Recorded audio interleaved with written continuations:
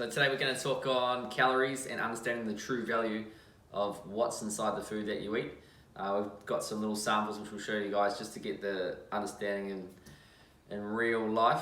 But what we're going to chat about today, we've got some notes here, which is I'm looking down. How small snacks creep into the diet, that sometimes you don't know exactly what that's worth. Portion sizes that get uncertain and irregular, so finding some consistency in your portion sizes.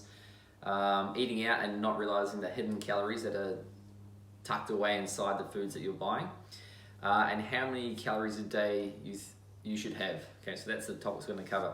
So let's kick it off. Start real simple. Let's jump straight to the food stuff that we've got here for you guys, with just getting some visual understanding of food. So we're going to start off everything we've made tonight.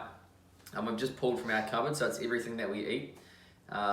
So quite a lot of too. Yeah, and it's all 100 calories. Okay, so the number 100 doesn't mean anything. It's just an indicator for you guys to see how far or how much 100 calories is. So let's start off with let's go protein powder number 1. Yeah. So this here is your scoop of Plantalone. This one is the salted caramel, one of my favorites, and especially goes down well with the protein pancakes. Yeah. So one scoop there, you've got 110 calories exactly. So that's a 30-gram scoop of the plant protein, and generally speaking, most protein. So that's a good indicator of 100 grams. Let's go 100 to calories. 100 calories. Yeah. Let's go to the oats. So 100 calories of oats. Yeah. It's actually not very much. So it's about a quarter cup, and that is 100 calories. Yeah. So that is excellent for post-training, a quarter cup to a half a cup, and for you, you can consume a lot more than that. Yeah, we'll get into what the right amounts are very soon. So yeah, that's 100 calories of oats there, unfortified organic oats. Our fancy beetroot dip that everyone's been talking about this week. Yes, it makes you go and go well, but you can get onto that later. We got celery, chopped up red capsicum, green capsicum, and that's about half a cup or maybe a little bit more of the beetroot dip. That's all 100 calories. Yep. So if you're super hungry, definitely go for that. And it's going to fill you up rather than that little bit of oats. So yeah, so you can see the difference there. Just hold up the oats as well. So you can see both equal 100 calories. Both are healthy, but you can see the fullness that you would get from this is much different to that in terms of the total value and food inside your stomach. So it's good just to see that and visualize it. So awesome. All right, let's jump into, let's go the dates. So 100 calories of dates. Yeah, we can pull them out. Maybe they can, I'll just show them one. Guess how many dates is 100 calories? Let's see it in the comments. Just throw a number. How many dates? It's a few seconds behind, hey? Yeah. We're also going to do almonds and then some of the banana cake that Nikki regularly cooks up. So yeah, if you can guess how many calories in, how many calories? how many dates? How many dates? Yeah. And 100 calories. 4. Okay, we got 4. Yep. Somebody else. 2. 2. Oh, Sophie got 2. Okay. Let's go. Anyone else? Nah, let's have a go. Okay. Well, it is actually Dylan's probably Googling it. 5. Yeah. 5. These are medjool dates, or No, those ones aren't. these aren't medjool? No, they're just the normal ones. Oh, they are. True. Pitted. Non-pitted. Or Yeah. whatever the other one. No pips anyway. So you've got 5 there. Yeah. 5 dates, and super easily consumed. Open the packet, dun, dun, dun, Straight 10 into it. down the gob, and that's 200 calories. So Yeah, that's it. be careful of that one. All right, almonds. So here is 100. It's probably the easiest way to show you is 15 of those is 100 calories or thereabouts. Okay, so 15 almonds is 100 calories. For me, I'm going to tell you a little tip, but I'll save that for later on. So. Yep. The beautiful banana bread, that's delicious. That can be easily polished off. We were talking to your mum over the weekend and she's like, yeah, me and Ray, we can easily get into it because yes, it is made of awesome ingredients like your coconut flour, a little bit of oil, bananas and eggs. So it is whole foods, but that is 100 calories. Yeah. About that size. So yeah, definitely when I have a piece, I make sure they're about that size. Nice. So, cool. Beautiful. All right, and then probably my favorite one. Oh, let's go the nut butter. I'll do that one. Yeah, you can do that one. All right, this is our nut butter here. So this here is around, so 1 big teaspoon or a level tablespoon is just over 100 calories in there. Okay, so I'll eat that later. So 1 big teaspoon or 1 tablespoon is just over 100 calories when we're talking any type of nut butter. So it's pretty Crazy. pretty amount. Yep, let's go to the fruits. Pawpaw, our absolute favourite fruit. I'll keep it probably in here. So you can see that the blueberries, that's 100 calories. So there's a lot of blueberries there, just over a cup, maybe a cup and a half. So it's very sustaining. And the pawpaw is there. Yep. Which is, can you see that? That's 100 calories. Yep. So these foods are great, especially for the challenge. They are some of the lowest calorie fruits that you can get. So they're great to get into the body. So pawpaw and blueberries there. Any frozen blueberries, they're all very similar to strawberries. You're late. Shame on you. Beautiful. Thank you. So that's a good indicator. Let's hold up just an indicator, right? So here you have 300 calories if I there. take away the banana cake. So here is the same amount of calories, yeah? So we have, I can hold it here, right? Got it? Yep, I got it. Don't roll.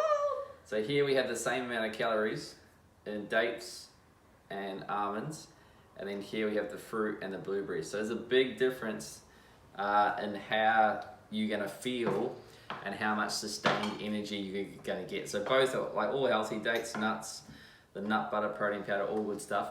But the amount of fullness and sustainability that you'll get is different from each one. So it's just important to understand that as we go through.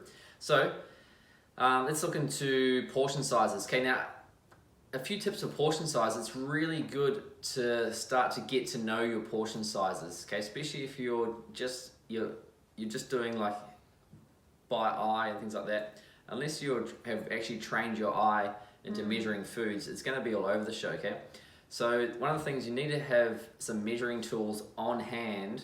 Like, so wherever you're cooking or wherever you do your snacking or food, have some measuring tools so you can actually measure what half a cup is. You can measure what a cup is, so to try and make it really easy and accessible for you, okay? Make it obvious, so just like the Atomic Book says, if you're measuring cups around, you're probably gonna actually measure your food. If they're hidden in like the cupboard way away, you're probably not gonna do it. So if you're gonna weigh some of your food every now and again, have scales on the bench so you can actually use them and apply that. So yeah, my tip would be have some cups on the bench and some scales would be really good. Yeah. And I know for me, like, I don't weigh my food all the time, but sometimes when I'm like, you know what, like, how much is that again? Yeah. Like, how much should I be having? So, you know, once a fortnight or so, grab it out and just... Yeah, and when you're trying new foods as well, foods that you haven't eaten before. So that's about getting your eye tuned. So then after a while, you just know how much that weighs and how much that was, because then you'll be able to make the right portion sizes. Rather than getting into the peanut butter and just eating like it's like it's yogurt. You're Yeah. like, oh, I've had 5 teaspoons now. That's 500 calories. Yeah, we'll give you some good apps for that. So one thing that I've done is I grab a handful of nuts, and I know for one handful of nuts for me equals 25 grams. Okay, so I've just done that automatically, so I know exactly in my head how many nuts I've had. So if I go 2 handfuls, it's 50 grams. And so, how many calories is that? 220. If I have one handful, it's about 220 calories of nuts. So I know that, all right, one handful is 200, like when I go grab it, just a loose handful. And so that's ingrained into me, and that will last me for the rest of my life because I've done it. So the 2 ways that high calories will sneak into your food will come through sugars and fats. So fats can come in any source through oils, sugars most commonly through sauces. That's where most of the calories will jump into, will be on the sauce or the little extra bits chucked into the meal that you don't see. And always like unseen and hidden read the back of your label. So quite often people will message me, and I've had heaps of messages the last 2 weeks. Can I have this? Can I have that? And I don't know. I just say, take a picture of what's in it. It's an ingredients list of food that they've been sending me. And then it makes it easy. Then they usually answer it for themselves because they can see the high sugar rating or the high calorie rating of the food. So yeah, look out for those hidden carbs. Go searching. Don't just look at the big words. Look at the small words. So yeah, awesome. Yeah, beautiful. So use measuring tools. Read the labels. And start to measure and track your food. Make it accessible. Keep everything around so you can weigh and measure and track. My app that I use is different to Nikki's. It's really good to get a food tracking app. It's proven if you track your food, you're 50% more likely to achieve your goals, fat loss, muscle gain wise. So just to repeat that, if you track your food, you're 50% more likely to achieve your goals, fat loss or muscle gain wise. So just by adding your food into some sort of diary and seeing what it is worth, you're going to really grow in your knowledge superior to a lot of people. So yeah, and even if you're not a super words person or a numbers person, you take photos of your food, and then you can, there's some apps that you can do little collages that I've been doing, and you can see, oh, that's what my day looks like. Yeah, it's also good. Yeah. So what's the app that you use? For the photos is no, the tracking app. Oh, Fat Secret. Fat Secret, yep. Yep, so it's like a white and green app. Yeah. And it remembers your food, and you can even put in certain recipes and then serving sizes. So now it automatically knows banana bread, and I just click on it, and then it's to my size and serving. Yeah, easy. The one that I use is called Easy Diet Diary. I'm going to write those two down in the comments box. So Easy Diet Diary is it's just finding one that works for you. I've used that for a long time, so I find that good. I can whack all my food in there, and I don't do it religiously, but I'll go through phases because we're doing a challenge at the moment. I've decided now is a phase where I'm going to double check the calories that I'm consuming and just sharpen up on those little things and get my eye back into it. One question that we didn't answer was how many calories should you have? Okay. Now there's no straightforward answer for that because everyone has individual muscle mass, they have individual energy expenditure, so the amount of steps, the amount of activity they're doing per day is different, and also it just depends on the way their body metabolizes food. So the best place you can start if you're trying to figure out how many calories a day you should have, start to track it consistently for a consistent amount of time, 2 to 3 weeks, and then judge it by your energy levels and also is your body fat going up or coming down. That's where you can start to figure out which type of calorie range is for you. For me personally, a non-active day is around 2,400. An active day is 3,500, 600, 700, depending on the activities that I do and the combination of weight and cardio training. So yeah, because I understand that, the better I get at measuring and getting my eye in for food, I can don't have to be like measuring my food every day. Once you get your eye in it, you can pretty much get pretty close within 100, 200 calories each day. So yeah.